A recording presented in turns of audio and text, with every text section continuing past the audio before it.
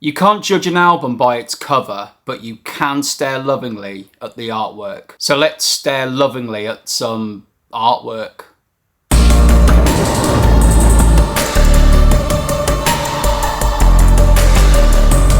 Welcome to By Candlelight, beaming goth, dark wave and post-punk straight into your brain. Not so much Vincent van Gogh as Vincent can goth. I always knew he had it in him. So I'm going to go through my 10 favourite goth album covers. To make this task manageable, I came up with the rule that I had to own a physical copy of the album. That way I can show you right here, right now, exactly what they look like. I did have to break the rule for one entry though. Where possible, I will talk about the artists or photographers and if there was any inspiration for any of these covers. Obvious point number one, this is not about the music. So these aren't my 10 favourite albums. These are my 10 favourite album covers, but by default, because I own them, I'm gonna like them. Obvious point number two, art is subjective, so what I might love, you may not, and vice versa. So sit back with a cup of tea, preferably on a beanbag. That's you on the beanbag, not the cup of tea, and watch me swoon over these pieces of art. And just to say, these are in no particular order, apart from the last choice, which is my favourite. I'm sure regular viewers of the channel will know what that album is. Also, if you can read minds, you will also know. And I know a lot of you can. So to start things off, I've got Dead Magic by Anna von Hauswolf. This was definitely one of those albums where I spotted the cover and just had to check it out. I mean, look at that. You know in films about possession where there's an investigator and they're looking at old and previous cases of possession? Well, this looks like one of those previous cases, and it looks like a photo taken in the 1970s or something. And Anna's voice on this is the epitome of possession, with a Diamanda Gallas-esque shrieks and wails. So you almost get what the album cover promises you. It's not just the front cover I love, it's the writing, it's the font, it's just beautiful, and that red on black as well. Also, that inner sleeve. The cover photo is by Maria von Hauswolf, who is Anna's sister, who is a director and cinematographer. So that's a real person. I couldn't find any information about the subject, but as Maria is a cinematographer and filmmaker, she obviously has an eye for something that will be darkly spooky and will make you feel quite creeped out. Just flitting back to the inner sleeve, and that is an illustration done by Anna herself. So, a talented family indeed. If you've not heard this album, just buy it. Just buy it. It's brilliant, and you will be able to own that creepy bit of artwork for yourself. Next, I have Eva O's Damnation, Ride the Madness. Yes, the legendary superheroines Christian Death and Shadow Project member is here. Well, not in the room. I would lose my left bat wing to grab this on vinyl, and that's mainly because of this cover image. This image is apparently called Death of an Unrepentant Sinner, and it's by an artist called Julio Anguita. I did have to do a little bit of digging around because the only information about the artwork in the inlay is 19th century engraving. That's all it says. The art depicts a man on his deathbed surrounded by demons, and it symbolises the consequences of a life lived without repentance. And that's very much the theme of this album. The next one I have is Joy Division's Closer. Totally iconic, and I think the decision to have that image relatively small but framed by that square with the album title on the cover just makes it all the more powerful. The cover art was designed by Martin Atkins and Peter Saville. The photo is of the Appiani family tomb in Italy, and it was taken by Bernard Pierre Wolf in 1978. But this cover was a concern at the time. With the album being recorded in March 1980, and then with the sad death of Ian just 2 months later, Peter Saville was very concerned about the funeral and tomb-like imagery on the cover. Obviously, the artwork was never substituted, and I think that is something that probably would happen these days if this was a new album. It's instantly recognisable, isn't it? And it's the kind of artwork that you just want on your wall as a poster or a framed print.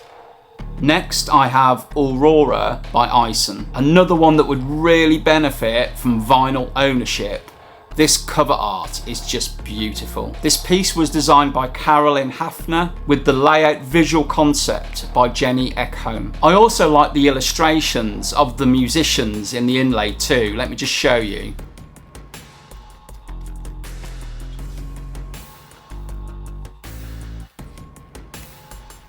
Those illustrations include Tara from Lycia and Cami from Oceans of Slumber. This album, which if you like Eden House's Smoke and Mirrors you should definitely check out, is epic. And the vastness of space along with the depictions of the deities on the cover match the sheer hugeness of this album. Next, I have two album covers by the same designer, and that designer is Vincent Marconi of the band Johnny Hollow. I've previously showed you some of Vincent's work in That Thing up there. It teases me because it knows I can't reach it. Little minx. Anyway, so the first of Vincent's covers that I have is for Johnny Hollow's A Collection of Creatures. The actual title for this piece is Celestine. It appears to show this being on a seabed surrounded by jellyfish. I love that flowing dress and how elegant this being looks until you reach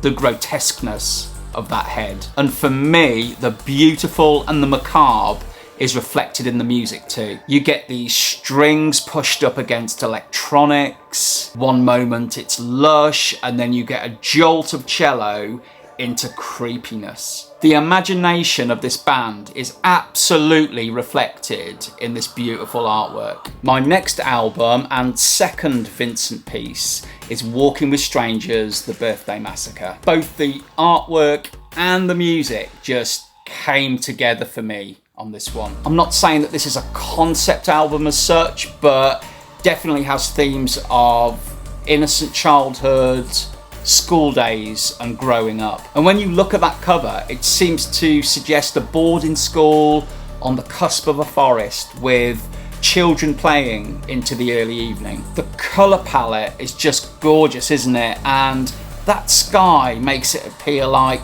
it's in the middle of summer and it's a warm evening, and that's why the children are playing. You can just imagine hearing the crickets and the smell of nature wafting. This album mixes light and shade, innocence with darkness, and joy with the melancholy. And this cover is a wonderful representation of that. No wonder I have a signed version of it just back there. Next up is The Creatures, a bestery of. Sure, this is effectively a best of, hence the title, but it's that photo of Susie and Budgie taken by Adrian Boot that really catches your eye. Look at the way they're both staring into the camera lens. It's both sensual and confrontational all in one image. And there's also a seediness there too. I don't know whether it's because they've got wet hair. There's also a great picture of Susie on the inner, but I've been looking for a large version of this to frame for years. Next I have Fantasmagoria, The Damned. That backdrop of a wintry Kensal Green cemetery in London. The fact that that's Nick Cave's current wife, and all topped off by that calligraphy. Also, that inner sleeve art too. I always thought that the photo of Susie Bick, taken by Bob Carlos Clark, was layered on to the image of the cemetery. I mean, maybe it was, but when you look around online, the only thing written about it is photo of Susie Bick taken at Kensal Green Cemetery. I love that it looks like Susie's appeared and that's what's pushed the sun behind the clouds. And she looks so vampiric in this. It's just a stunning image. A classic cover for a great album. My next one is Ashes by Christian Death. What I call the Big Cat version. This is the one that I need to break the rules for, because despite owning two versions of this, that cat still eludes me. My own cats elude me until it's dinner time. Because I don't own the original, I haven't got any information about the backstory of the image and who designed it and if there was a theme there, so I need your help. If you have any information about this cover, please do leave a comment down below. That looks like Roz holding a doll. That red outfit though, and of course, the cat. It's strange, vampiric, and it nearly made my top album cover choice. But no, my favourite album cover is, of course, Scarlet and Other Stories, All About Eve. I mean, come on, look at that image of the girl and the clock and the wolf. This cover was designed by Styler Rouge and it features photography by Holly Warburton. Holly was experienced in taking photos and then placing them on adapted surfaces and then rephotographing them. And this image was meant to convey a kind of children's dark fairy tale. I always thought it was based on Little Red Riding Hood, but I suppose I wasn't far wrong. I made a video about All About Eve and I talk about how you're transported to a different era of Victorian England and of forests and magic. This album cover sums that up perfectly. So those are my 10 favourite album covers. I would gladly have them all blown up in size and framed and on the wall. For me, they're not just album covers though, they're works of art in their own right. Yet place them back into the context of an album cover and most beautifully reinforce the music. I've really enjoyed digging through physical albums and playing them and researching the artwork. Let me know what your favourite album covers are, and is there a reason why the artist chose that particular image or that particular photo? Until next time, see you later.